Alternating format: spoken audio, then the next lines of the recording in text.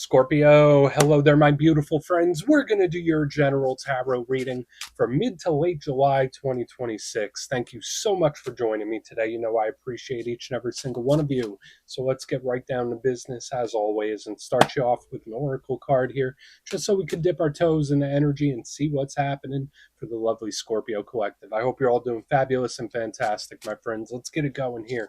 My guide, spirit team, talk to me. What do you got for us? What do you have for Scorpio gang in mid to late July 2026 as we move towards Leo season? What energies, messages, insights can we take a little peek at?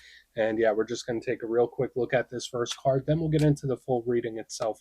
At the very end, I'll pull you a bonus card from the Shadowland Tarot, just to see what might be in the shadows or what shadow work you can lean into, which is always interesting. But let's get it going here. Let's rock and see what we got for Scorpio in mid to late July. What's the vibe? What's the energy? Let's get this card out nice and quick. We're going to have ourselves a good time today, my friends. We're going to see what the cards have for us. Okay. I've seen this card quite a bit for like at least 2 or 3 other signs this week. And we have this lady that's blending in with the birds, right? It is a very lay low type of energy where it's like I'm in my lane, doing my own thing, not bothering anyone.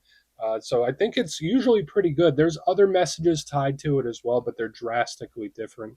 But this is an intriguing card to me. So it's interesting that I haven't seen it for so long. And then this week it's like, you have it, Aries has it, another sign has it. Before we fully dive into it, though, if you're new here, I'll be speaking about the July subscriber surprise towards the end, so you might want to check that out. And also, if you could kindly illuminate that like button by tapping it right on its third eye, you know, I'd greatly appreciate it. But enough of the promo, back into the reading. Let's talk more in depth about this card. So it's beautiful, right? We have the big blue sky, we got the clouds, and we have this lady with the wig and the beak, and she's blending in amongst these birds. I think we have a goose, and these might be storks. I don't know what species they are, but it seems like she's trying to blend in with them. So whenever I see a card or an image when I'm doing divination and someone's just kind of blending in with the crowd, to me, that's either someone trying to stay in their own lane, not cause any waves, doesn't really want to be seen or perceived or anything like that. So that could be a good thing for some Scorpios. I know a lot of Scorpios enjoy their privacy. It's a very private type of card. Now, for another portion of you, maybe there's someone you're connected to. Maybe they're laying low a little bit. Maybe someone's not talking to you as much as they usually do. Someone could get very quiet, right? So that's just something to think of when we see this card. It's like blending in and it's not feeding into anything. It's just blending in with the crowd. Now, the other message, super quick. This is one of my cards of aesthetics just because she's wearing a costume.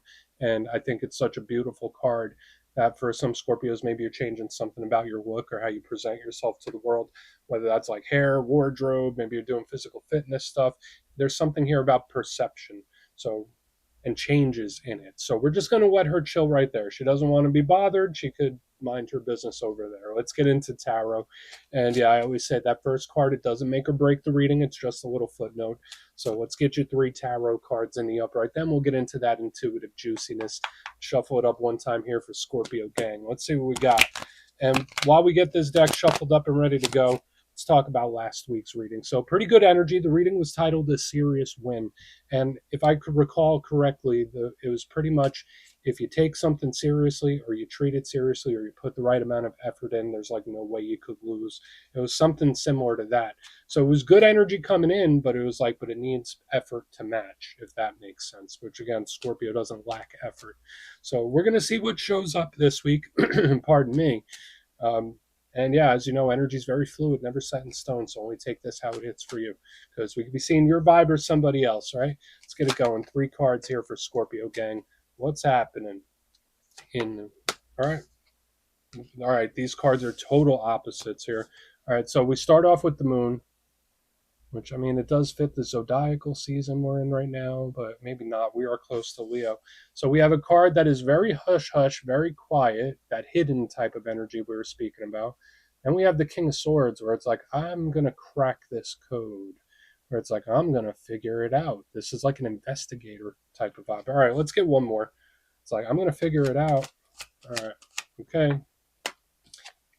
King of Pentacles here, other people. All right, so this is going to be a unique one, my friends. I could already tell. I love doing Scorpio readings. I do. Like the readings always come through in such a different way. But let's go through. I'll give you some of the classical meanings and archetypes. Then we'll get into that juicy intuitive stuff. At first glance, though, you know me, I always love to look at the elements. I feel like that paints a picture, lays a foundation.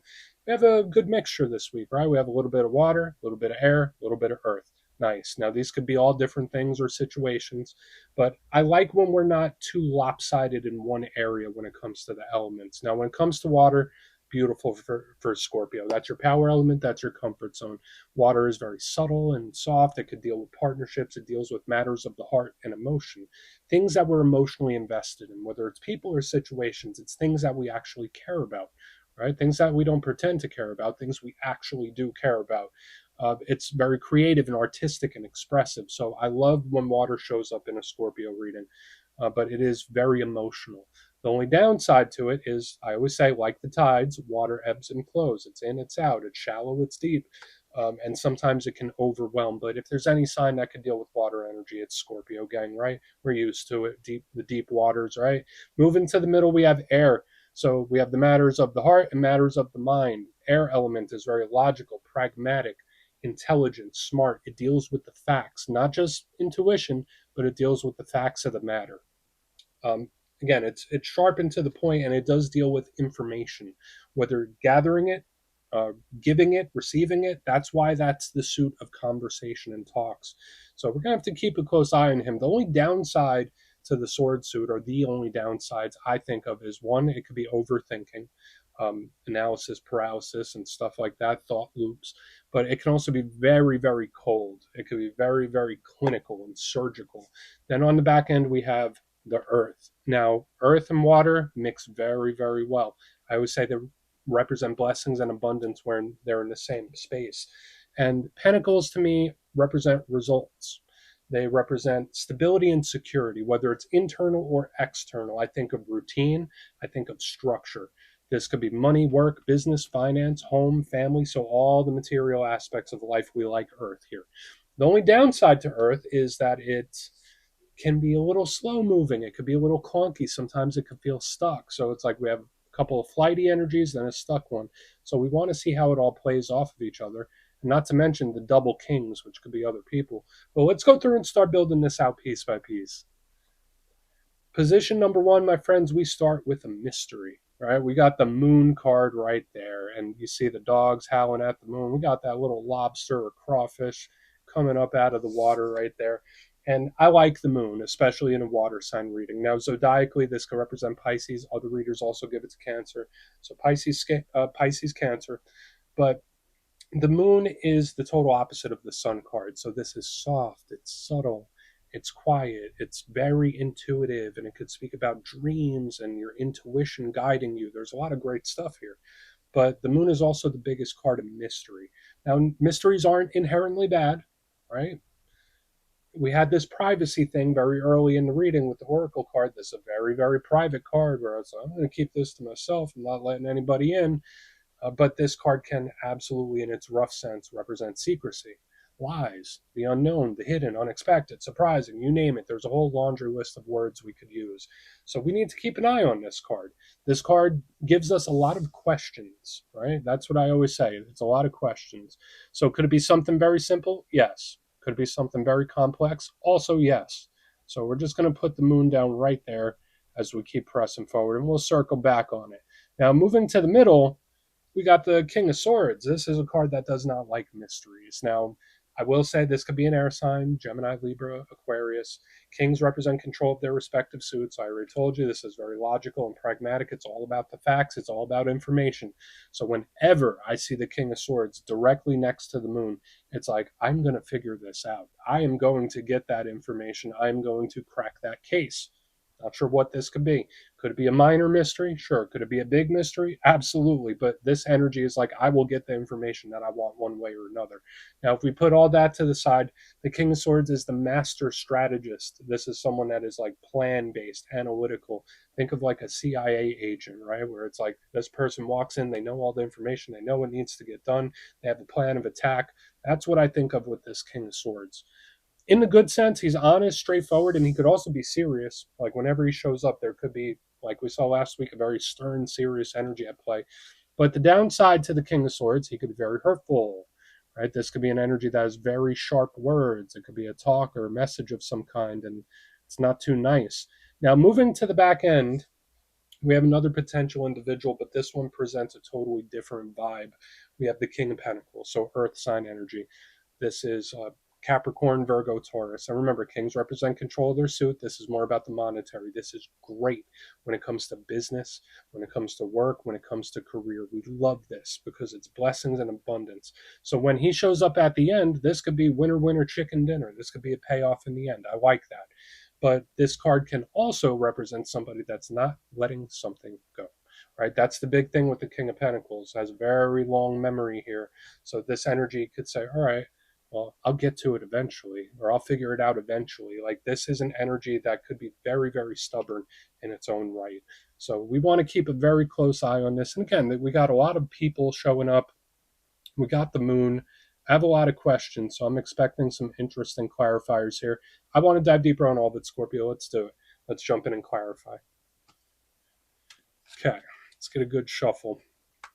Let's get a good shuffle here. And yes, this is where I go intuitive with the message, which means I just tell you how it feels to me. So feel free to do further research or rely on your base knowledge of tarot, because as you know, every single reading is about the reader's interpretation. And I'm just giving you mine. Let's go in on that moon. And yeah, if you're a reader yourself, please feel free to play along. That's why the box is here. If you're feeling any messages you want to get to Scorpio, you could drop it in the comments. I don't mind at all. All right, why is the moon here? Why is it in the mix? This is an energy where it's like, no, nothing to see here. Nothing to see here. We have the Eight of Pentacles underneath the moon.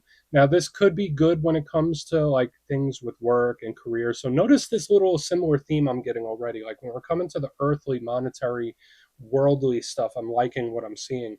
But when I see the moon clarified by the Eight of Pentacles, it's like, who, me? No, I'm just here doing this. Like I got nothing to hide here. I don't know why it's coming through like that. Just watch out for secrets in this time. And again, I know as someone with Scorpio placements, like if we feel like somebody or something is holding back information, that makes us want it more. I don't know. When I see like the moon with the Eight of Pentacles, if we're not talking about good money when it comes to work and business, to me it seems like somebody that it's like a distraction technique where it's like, hey, King of Swords, don't look at that moon. Don't look over there. Look at this. Look at all this. Look at what I'm doing here. Look, pay attention to this. Don't look at that. Look at this. So I don't know what this could be, whether it's like a distraction or a maneuver to try to throw someone off a trail. This is super specific, Scorpio. So again, only take it if it hits. But I would say if I'm to cast a big net, watch out for anyone that you feel is withholding information. Watch out for anything where you feel like there's missing pieces of information. There's like this secrecy type of energy that I'm picking up here. And this feels like a distraction tactic. So we have good energy here for work, money, and career. But I don't know why this person's trying to distract. Let's keep going. Let's keep going. Yeah, it's kind of like a magician. You know how a magician does sleight of hand, where they're like, "Hey, look at this hand," while the other hand is doing something different. That this feels like a sleight of hand to me. Let's go in on the King of Swords. Let's see what he has. So why is that King of Swords here? Okay. This king, it feels it. That's the thing. Like the energy is like, but I feel it. I know. Why are you showing me Eight of Pentacles when I feel Five of Pentacles? Like it's one of those. Now the Five of Pentacles, sometimes it could represent isolation. It could represent loneliness. There's two other messages here, and again, these are just all intuitive, so take them for what they're worth. There is this energy that feels very observant, like it's watching, right? Like either it's watching or planning or maybe both here. So it's like, okay, you're showing me this, but this is what I feel is happening. So there's a triple message here underneath this King of Swords. Now, with the Five of Pentacles, obviously, classically, it could represent like, you know, issues with work, issues with coworkers, issues with money, and all that kind of stuff. Be cautious with anything that you put your name on in this time, a little contractual thing. But to me, it feels like it's an energy that's on the hunt, it's observing, it's like a detective.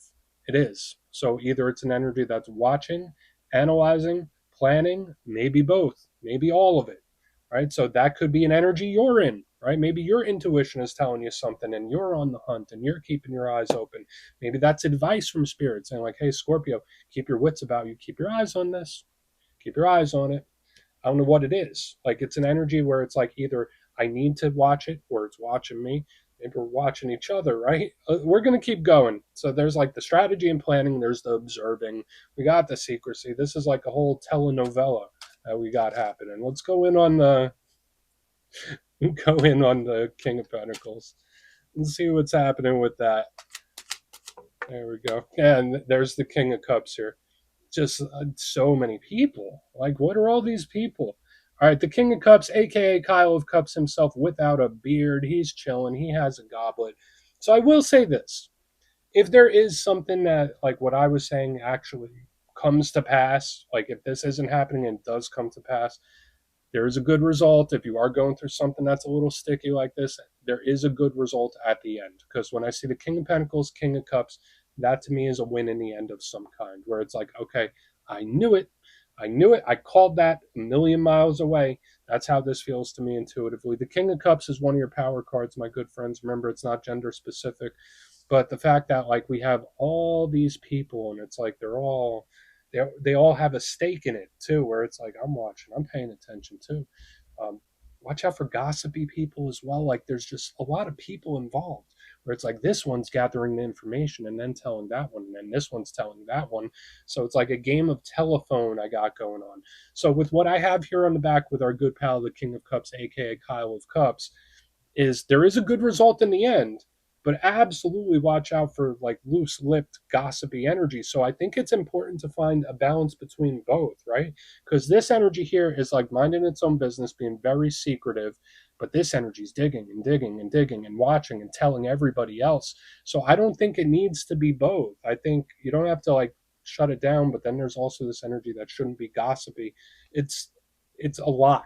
It's a lot here, Scorpio. So if this sounds exhausting to you, then you might want a little solitude in this time, because I feel the gossiping, the observing, it's just interesting to me. You might be getting a lot of attention, my friends. Let's go through and do a quick recap, then we'll get into the shadow. Very complex, layered reading this week. So, again, it came through specific. It felt like I was doing a personal. You only take it for what it's worth.